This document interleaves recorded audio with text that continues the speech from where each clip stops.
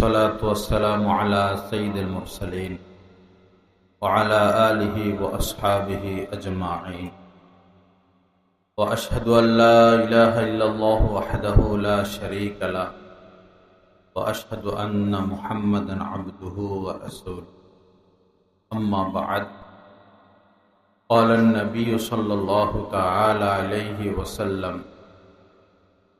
مثل الذي يذكر ربه والذي لا يذكر مثل الحي والميت وقال عليه الصلاة والسلام أنا عند ظن عبدي بي وأنا معه إذا ذكرني فإن ذكرني في نفسه ذكرته في نفسي وإن ذكرني في ملأ ذكرته في ملأ خير منه أو كما قال عليه الصلاة والسلام اللهم صل على سيدنا ومولانا محمد وعلى آل سيدنا ومولانا محمد وبارك وسلم أستغفر الله الذي لا إله إلا هو الحي القيوم وأتوب إليه আল্লাহ পাক জাল্লা জালালুহু আমাদের সবাইকে মাফ করে দেন। এই মাদ্রাসাকে রব্বুল আলামিন কবুল করেন, আমাদের সবার জন্য জান্নাতুল ফেরদাউসের ফয়সালা করে দেন। আল্লাহ পাক জাল্লা জালালুহু আমাদের আজকের প্রধান অতিথি আমাদের পীর ও মুর্শিদ আল্লামা শাহ আব্দুল মতিন বিন হুসাইন সাহেব দামাত বারাকাতুহুমকে সহি সালামতে আমাদের মাঝে তাশরীফ নিয়ে আসার তৌফিক দান করেন। আল্লাহ পাক হযরতের হায়াতের মধ্যে বরকত দান করেন, সেহাত আফিয়তের সাথে দীর্ঘজীবী করেন এবং আমাদের মাঝে আমাদের বরকতের কারণ করেন। আমার ভাইয়েরা, আল্লাহওয়ালারা সেই মাগরিব থেকে বয়ান করতেছেন, আমাদের হযরত ওয়ালাও বয়ান করবেন। এই সকল বয়ানের যেটা সার নির্যাস সেটা হলো আমরা যেন মানুষ হয়ে যাই, পশুত্ব ত্যাগ করি, মানুষ হয়ে যাই, পশুত্ব ত্যাগ করি। মানুষ তাকেই বলে যে আল্লাহর নাফরমানি করে না, গুনাহমুক্ত থাকে। 30 পারা কোরআনে কারীম আল্লাহ পাক নাজিল করেছেন, শুরুতেই বলেছেন হুদাল্লিল মুত্তাকিন। এত সুবিশাল কোরআন আমি নাজিল করলাম, উদ্দেশ্য তোমরা যেন মুত্তাকি হয়ে যাও, আল্লাহওয়ালা হয়ে যাও, গুনাহমুক্ত হয়ে যাও। আমাদের সমাজে মাশাআল্লাহ ইবাদতের অনেক বেশি আগ্রহ। কোনো ভাইরা তো এমন যে প্রতি বছরই হজ করেন, মাশাআল্লাহ, প্রতি বছর একবার দুইবার উমরা করেন, আলহামদুলিল্লাহ। অনেক দান সদকা, দ্বীনের অনেক খেদমত এবং দ্বীন ইসলাম জিন্দার জন্য অনেক মেহনত করে যাচ্ছেন, সবই ঠিক আছে। কিন্তু বিষয় হলো ভাবার বিষয়, চিন্তার বিষয়, আমরা গুনাহমুক্ত থাকি কিনা, আমরা গুনাহমুক্ত থাকি কিনা, আমাদের নজরটা হেফাজত থাকি কিনা, আমরা গীবত থেকে মুক্ত থাকি কিনা। আল গীবাতু আশাদ্দু মিনাজ জিনা। হুজুরে পাক সাল্লাল্লাহু আলাইহি সাল্লাম বলেছেন, গীবত এটা জিনা ব্যভিচারের চেয়েও বড় গুনাহ। সাধারণত কেউ যদি জিনা করে, ব্যভিচার করে, জানাজানি হয়, তো মানুষ তাকে ঘৃণা করে, নিন্দা করে, মারধর করে, ঘর থেকে বের করে দেয়। এটা অবশ্যই বড় গুনাহ, বড় অপরাধ। কিন্তু গীবত তো এর চেয়েও বড় গুনাহ। তা আমরা গীবত মুক্ত থাকি কিনা? ওয়ালা ইয়াগতাব বা'দুকুম বা'দা।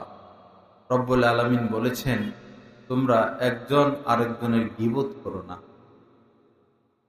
গীবত করলে কি হয় যে আমাদের কষ্টে অর্জিত নেক আমলগুলো তার আমলনামা চলে যায়।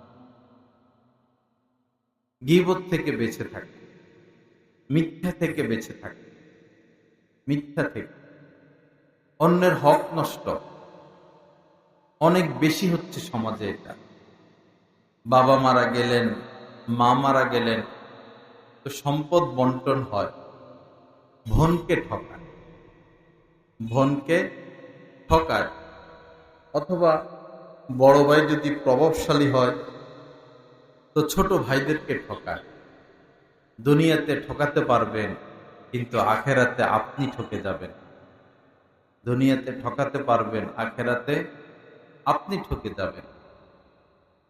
যদি সম্পদ বন্টন হয় তো এমন যেন না হয় বোন এসে দাবি করতে হয়, এরকম না। বরং ভাইদের উচিত বোনের হকটা বোনের স্বামীর বাড়িতে গিয়ে পুছে দেওয়া, ভাইদের উচিত এটা। কিন্তু আমাদের সমাজে তো দেখা যায় বোনেরা এসে সালিশ বসাইতে হয়, দরবারীদেরকে ধরতে হয় যে আমার ভাইরা তো আমার কোনো হক দিচ্ছে না। কোন রকম দরবারীদেরকে ধরে টরে কিছু হক আদায় করতে পারলেও পরে এই ভাইয়েরা এই বোনের আর খোঁজ খবর রাখে না। এটা অন্যায়, এটা জুলুম। বোন আপনাদের থেকে জুলুম করে কিছু নেন নাই, তিনি তার হকই নিয়েছেন, তিনি যেটা প্রাপ্য সেটি নিয়েছেন। বোন তার পুরোপুরি হক নেওয়ার পরেও ভাইদের উপরে আবশ্যকীয় থেকে যায় বোনের খোঁজ খবর রাখা, দেখাশোনা করা, মাঝে মধ্যে দাওয়াত দেওয়া, সুখে দুঃখে বোনের পাশে থাকা, হক নেওয়ার পরেও। কিন্তু সমাজে কি হয় যে সে তো তার হক নিয়ে গেছে, তার সাথে আমাদের আর কোনো সম্পর্ক নাই। শুধু এই ভয়ের কারণে, এই ভয়ের কারণে বহু বোনেরা গরিব কষ্টে দিন কাটে। বাবার রেখে যাওয়া সম্পদ তার ন্যায্য অধিকার, কিন্তু হকটা নিলে ভাইয়েরা সম্পর্ক রাখবে না, বাপের বাড়িতে মায়ের পিঠা বাড়িতে ফিরে আসতে পারবে না, এজন্য হক নেয় না। কিন্তু এই জন্য হক নেয়। আল্লাহ হেফাজত করেন, সহি বুঝ দান করেন। এই কাজটা করবেন না ভাই। বোনের হক বোনকে দিয়ে দিবেন। দুই ভাই তিন ভাই, বড় ভাই আপনি জুলুম করবেন, ছোটদেরকে দিবেন না, তো আল্লাহর কাছে আপনি এমন দরা খাবেন যে নাজাত পাবেন না। নাফসুল মুমিনি মুআল্লাকাতুন বিদাইনিহি হাত্তা ইউকযা আনহু। হুজুর পাক সাল্লাল্লাহু আলাইহি সাল্লাম বলেছেন, মুমিন ব্যক্তি ঝুলন্ত থাকবে কিয়ামতের ময়দানে, না জান্নাতের ফয়সালা না জাহান্নামের ফয়সালা, যদি সে যতক্ষণ না সে বান্দার হক মিটিয়ে দেয়। বান্দার হক অনেক কঠিন, অনেক কঠিন, অনেক কঠিন। আল্লাহ আমাদেরকে সহি বুঝ দান করেন। আল্লাহ পাক বান্দার হকের ব্যাপারে আমাদেরকে সতর্কতা নসিব করেন। বিভিন্ন গুনাহ আমাদের দ্বারা হয়, গুনাহ আমাদের দ্বারা হয়, তওবা করলে তো আল্লাহ পাক মাফ করে দিবেন, কিন্তু বান্দার হক ভিন্ন বিষয়। এটা আল্লাহ পাক মাফ করবেন না, আগে তার থেকে মাফ নিতে হবে। দেশ গ্রামে এমন হয় যখন চাঁদের আলো, হ্যাঁ, যুবক ছেলেরা তরুণেরা এমনি দুষ্টুমি করে এই যাইয়া ডাব চুরি করে। ঘুম আসে না, 12টা 1টা বাজে, করে ডাব খোঁজে, ডাব চুরি করে খায়। অনেকে এই ক্যান্ডারি বা এদিকে কি বলে এগুলো লাগায়, এই যুবক ছেলেরা এগুলো নিয়ে আসে খায়। এটাকে তারা অপরাধ মনে করে না। আমার ভাই, অনেক বড় অপরাধ। অনেক অনেক গুনাহ করছেন, তওবা করলে আল্লাহ মাফ করে দিবেন, কিন্তু একটা ডাবও যদি আপনি অনুমতি নিয়ে খেয়ে থাকেন, এটা আল্লাহ পাক মাফ করবেন না যতক্ষণ না তার থেকে আপনি মাফ নিবেন। বান্দার হক অনেক কঠিন। আমার শায়েখ ও মুর্শিদ একটা কিতাবের তর্জমা করেছেন, সিরাতুল আউলিয়া কিতাবের নাম। ওই কিতাবে আমি একটা ঘটনা পড়েছি যে বনি ইসরাইলের এক যুবক ছিল, সে সব ধরনের পাপাচারে লিপ্ত, পাপ করাই তার পেশা এবং নেশা। এক পর্যায়ে রব্বুল আলামিন তার প্রতি দয়া করলেন, তাকে হেদায়েত দান করলেন। সে হেদায়েত পাওয়ার পর 70 বছর হায়াত পায়। এই 70 বছরে কোনো রাত সে ঘুমায় নাই। সারাটা রাত সে ইবাদত করে, কোনো রাত সে ঘুমায় নাই। এবং দিনের বেলায় সে রোজা রাখত, ভালো খাবার সে গ্রহণ করে নাই, কোনো আরাম করে নাই, কোনো বিশ্রাম করে নাই, কোনো ছায়াও সে গ্রহণ করে নাই, ইবাদতের উপরই সে ছিল। 70 বছর পর তার ইন্তেকাল হয়ে যায়। তো এটাই তো স্বাভাবিক যে সে অনেক বড় পজিশন পাওয়ার কথা, মর্যাদা পাওয়ার কথা। 70টা বছর রোজা রেখেছেন, 70 বছর সে রাত্রে ইবাদত বন্দিগি করেছেন। আমরা তো এই জামানায় অনেকে 70 বছর হায়াতও পাই না।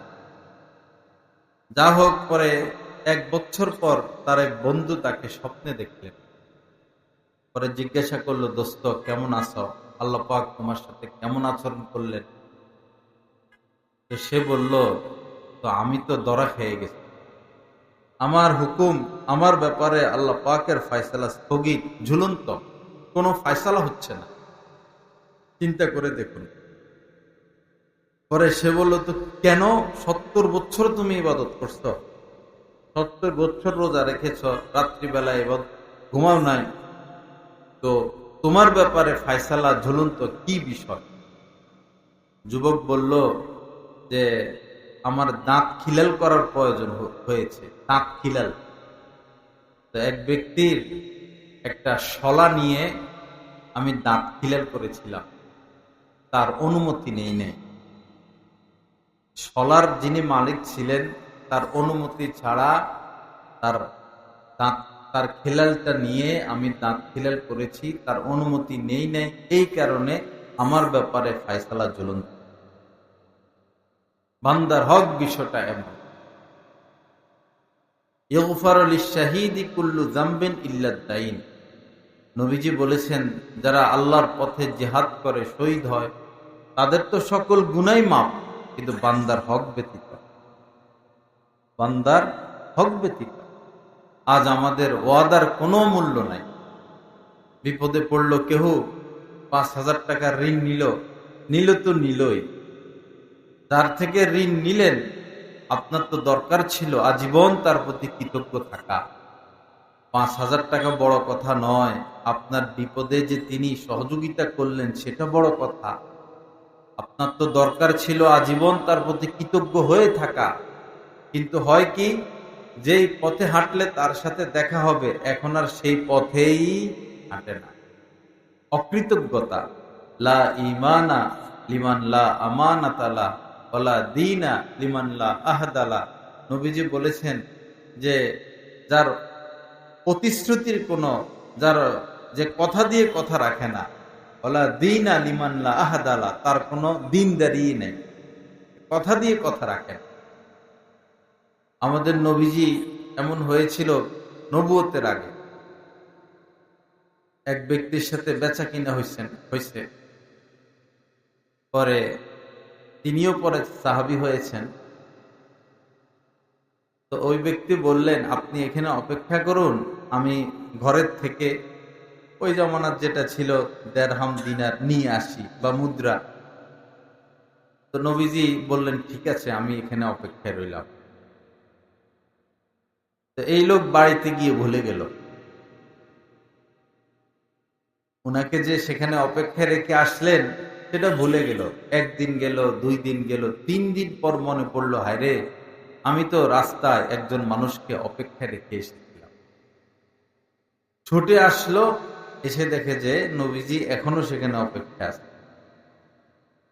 একটা ওয়াদা রক্ষা করার জন্য 3 দিন এক জায়গায় অবস্থান করলেন। আল্লাহ পাক আমাদেরকে প্রতিশ্রুতি রক্ষা করার তৌফিক দান করেন, ওয়াদা রক্ষা করার তৌফিক দান করেন। এই হাদিসের যে শুরুর অংশ, লা ঈমানা লিমান লা আমানাতা লা, যার মধ্যে আমানতদারিতা নাই তার মধ্যে ঈমানই নাই, মানে কামেল ঈমান নাই। আমানতদারিতা অনেক ভারী বিষয়, আমানতদারিতা অনেক ভারী বিষয়। সন্তান মা বাবার কাছে আমানত, ছাত্র শিক্ষকের কাছে আমানত। কেউ বিশ্বাস করে আপনার কাছে কোনো কথা বলল, আর এটাও বলল কাহারও কাছে বলবেন না, এটা আমানত। কেউ আপনার কাছে 5,000 টাকা আমানত রাখলো, 5,000 টাকা, 5টা 1,000 টাকার নোট আপনি আমানত হিসেবে গ্রহণ করলেন। এখন একদিন আপনার এমন হলো যে একটা 1,000 টাকার নোটের দরকার, আপনার কাছে 2টা 500 টাকার নোট আছে, একটা 1,000 টাকার নোটের দরকার। আপনি যদি ভাবেন আমার কাছে তো আমানত স্বরূপ 5টা 1,000 টাকার নোট আছে, আমি পরিবর্তন করি, 2টা 500 টাকার নোট এখানে রাখি আর 1,000 টাকার নোটটা নেই, ওলামায়ে কেরাম বলেন যে এটাও সহি হবে না। ওই নোট সহই আমানত, যে 5টা নোট দিলেন ওই নোট সহই কি আমানত। আমানত এত ভারী বিষয়, আমানত এত ভারী বিষয়। তো বান্দার হক বলতেছিলাম, বান্দার হকের ব্যাপারে খামখেয়ালি না করা ভাই। হযরতে ফুযাইল ইবনে ইয়াজ একসময় ডাকাত ছিল, দুর্দর্শ ডাকাত। মানুষ আমাদের সমাজে মায়েরা কি করে, বাচ্চাকে ঘুম পাড়ানোর জন্য বলে এই বাঘ আসতেছে, বাঘ আসতেছে, বেড়াল আসতেছে, এরকম। ওই জামানায় বাচ্চাকে ঘুমানোর জন্য বলতো ফুযাইল ডাকাত আসতেছে। দিনের বেলাও ফুযাইলের এলাকা দিয়ে মানুষ যাইতে ভয় পাইত, এরকম ডাকাত। তো একদিন সে ডাকাতি করার জন্য একটা বাড়ি ঘেরাও দিল। ওই বাড়িটা ছিল মূলত একজন আল্লাহর ওলি, তিনি রাত্রে তাহাজ্জুদ করতেন। ফুযাইল আরবি ভাষী ছিল, ওই আল্লাহর ওলি তাহাজ্জুদের মধ্যে কোরআন তেলাওয়াত করতেছেন। আলাম ইয়ানি লিল্লাযিনা আমানু আন তাখশা কুলুবুহুম, এই আয়াত তেলাওয়াত করতেছিলেন। তো এই আয়াতের তর্জমা এমন যে আল্লাহর ভয়ে মুমিনদের মন গলার কি সময় হইল না? এখনো সময় কি হয় নাই? তো ফুযাইল তো আরবি ভাষী ছিলেন, সে সাথে সাথে এক চিৎকার দিয়ে উঠলেন, বালা ইয়া রব্বি, আল্লাহ আপনার ভয়ে মন গলার সময় হয়ে গেছে। সাথে সাথে সে তার অন্য ডাকাতদেরকে ডেকে বলল যে আমি আর এই পথে নাই, আমাকে তোমরা ভুলে যাও, আমি আর কখনো এই অপরাধে হাঁটব না। একটু ভেবে দেখুন কত বাড়িতে সে ডাকাতি করেছে, কত সম্পদ লুণ্ঠন করেছে। এরপরে ফুযাইল যত মানুষের টাকা পয়সা নিয়েছে, সম্পদ নিয়েছে, সবার ধারে ধারে গিয়ে গিয়ে হয় সম্পদ ফিরিয়ে দিয়েছে, অথবা ফিরানো সম্ভব না হলে তাদের থেকে ক্ষমা নিয়েছে। এরপরে ইবাদত বন্দেগী এতটা করেছেন যে পরে হাজার হাজার মানুষ তার হাতে বায়াত গ্রহণ করে। বড় বড় আউলিয়াদের কাতারের মধ্যে হযরত ফুযাইল ইবনে ইয়াজের নাম রাহমাতুল্লাহি আলাইহি। আমি আপনি বান্দার হক নষ্ট করলে আর কটটুকি বা করছি?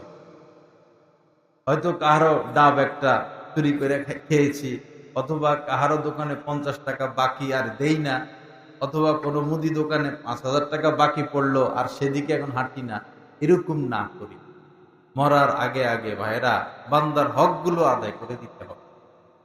এমনকি যদি এমন হয় আপনি অন্যায়ভাবে কাউকে গালি দিয়েছেন, এটাও বান্দার হক নষ্ট হয়েছে, হাতটা ধরে ফেলেন না, একদিন গিয়ে হাতটা ধরে ফেলবেন, বাবারে আমারে মাফ করে দেন। হ্যাঁ, এতে কি আপনার ইজ্জত কমবে? কমবে না, ইজ্জত বাড়বে। কারো হক যদি নষ্ট হয়ে থাকে একটা ফোন দেন যে আমার দ্বারা তো আপনার এই হক নষ্ট হয়েছে, আমাকে আপনি মাফ করে দেন। কখন ডাক চলে আসে, ফাইদা জাআ আজালুহুম লা ইস্তাখিরুনা সাআতাম ওয়া লা ইস্তাকদিমুন। রব্বুল আলামিন বলেন, যথা সময় যখন মৃত্যু চলে আসবে এক মুহূর্ত আকবর হবে না। সভাপতি সাহেব বলছিলেন কয়েকবার এই পর্যন্ত বাইপাস, হার্ট অ্যাটাক, আসলে আল্লাহ হায়াত রাখছেন, কিন্তু যখন আল্লাহ টান দিবেন হার্ট অ্যাটাকেরও প্রয়োজন হবে না, ব্রেন স্ট্রোকেরও প্রয়োজন হবে না, সময় শেষ, আল্লাহ নিয়ে যাবে। আইনামা তাকুনু ইউদ্রিককুমুল মাউত, তোমরা যেখানেই থাকো না কেন মৃত্যু তোমাদেরকে গ্রাস করবেই করবে। সময় একদম কম বাবারা, ভূমিকম্প শুরু হলো। যেই দেশে জিনা ব্যভিচার বেড়ে যায় সেই দেশে ভূমিকম্প বেড়ে যায়। কঠিন অবস্থা। ওই দিনের ওই ভূমিকম্প যদি 1 মিনিট স্থায়ী থাকতো, ঢাকা শহরে কোনো বিল্ডিং থাকতো, ওই দিনই বাংলাদেশ শেষ। 1 মিনিটও লাগতো না, আধা মিনিট যদি স্থায়ী হতো। কি পরিমাণ জিনা সমাজে চলতেছে, কল্পনার বাহিরে, কল্পনার বাহিরে, ধারণার বাহিরে, চিন্তার বাহিরে। অনেক হাসপাতালের ডাক্তারদের সাথে আমাদের উঠা বসা, ওনারা আশ্চর্য বোধ করেন যে এই পরিমাণ মেয়েদের গর্ভপাত। 9 বছরের মেয়ে, 10 বছরের মেয়ে, 11 বছরের মেয়ে সমানে গর্ভপাত, সন্তান নষ্ট করা লাগছে, তাদের সন্তান নষ্ট করতেছে তারা। পিজি হাসপাতালের এক প্রফেসর, উনি তো আশ্চর্য যে এখনো সাবালেকে হয়েছে বলে মনে হয় না, 8 বছরের মেয়ে, তার গর্ভে বাচ্চা। কঠিন অবস্থা আমাদের ছেলে মেয়েদের, কঠিন অবস্থা, কঠিনের চেয়ে কঠিন অবস্থা। যদি তওবা না করি, ফিরে না আসি, আপনার সম্পদ আপনাকে রক্ষা করতে পারবে না, আপনার জনবল আপনাকে রক্ষা করতে পারবে না। আল্লাহর দয়া ছাড়া কোনো রক্ষাকারী, কোনো রক্ষা নাই, কোনো উপায় নেই। আসুন আমরা তওবা করি, ছেলে মেয়েদের প্রতি সজাগ হই, ছেলে মেয়েদের প্রতি সজাগ হই। ভার্সিটিতে একটা মেয়েকে আপনি পাঠিয়ে দিচ্ছেন, সে সেখানে থাকে, তার যা ইচ্ছা তা করে, যেখানে ইচ্ছে সে সেখানে যেতে পারে। একটা মেয়েকে এইভাবে স্বাধীন ছেড়ে দেওয়া একজন সচেতন অভিভাবকের দ্বারা কিভাবে সম্ভব হতে পারে? 6 বছরের বাচ্চা, 5 বছরের বাচ্চা, তার হাতে আপনি টাচ মোবাইল দিয়ে দিলেন, নেট খোলা, সে গেমস খেলে, সে কার্টুন দেখে, খারাপ জিনিস কি আসতে পারে না? এই নিষ্পাপ বাচ্চার চোখের সামনে যখন খারাপ জিনিসগুলো এসে যাবে, সে তো চিন্তা করবে বিষয়টা কি, চিন্তা করবে। যদিও তার ভিতরে শাহওয়াত আসে নাই, যদিও সে এটা নাও বুঝে থাকে, কিন্তু চিন্তা করবে, তার মাথা থেকে তো এটা দূর হবে না। তখন সেও, বাচ্চারা যেটা দেখে সেটা করে, তখন এই নাবালেগ বাচ্চাই ওই কাজটা করার চেষ্টা করবে যেটা সে মোবাইলে দেখে। বেশি অসতর্ক অভিভাবক বর্তমানে, লাগামহীন অসতর্ক অভিভাবকদের শুধু এক চিন্তা, আমার সন্তান খাবে কি, আমার সন্তান চলবে কিভাবে, তার জন্য সম্পদ সঞ্চয় করতে হবে, ব্যাংক ব্যালেন্স করে দিতে হবে, বাড়ি গাড়ি করে দিতে হবে। এই চিন্তায় অভিভাবকরা ছুটাছুটি, দৌড়াদৌড়ি, ছুটাছুটি, দৌড়াদৌড়ি, দেশ বিদেশ। আর এই ফাঁকে বাচ্চাটা নষ্ট হয়ে যাচ্ছে, এই সুযোগে বাচ্চাটা নষ্ট হয়ে যাচ্ছে।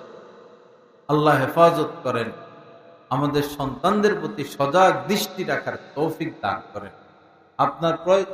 আপনার প্রয়োজনে আপনি যদি টাচ মোবাইল ব্যবহার করতেই হয়, কিন্তু বাচ্চার ক্ষেত্রে সতর্ক থাকবে, কোনোভাবেই যেন তার হাতে মোবাইলটা না পৌঁছায়। আল্লাহ আমাদেরকে তৌফিক দান করেন।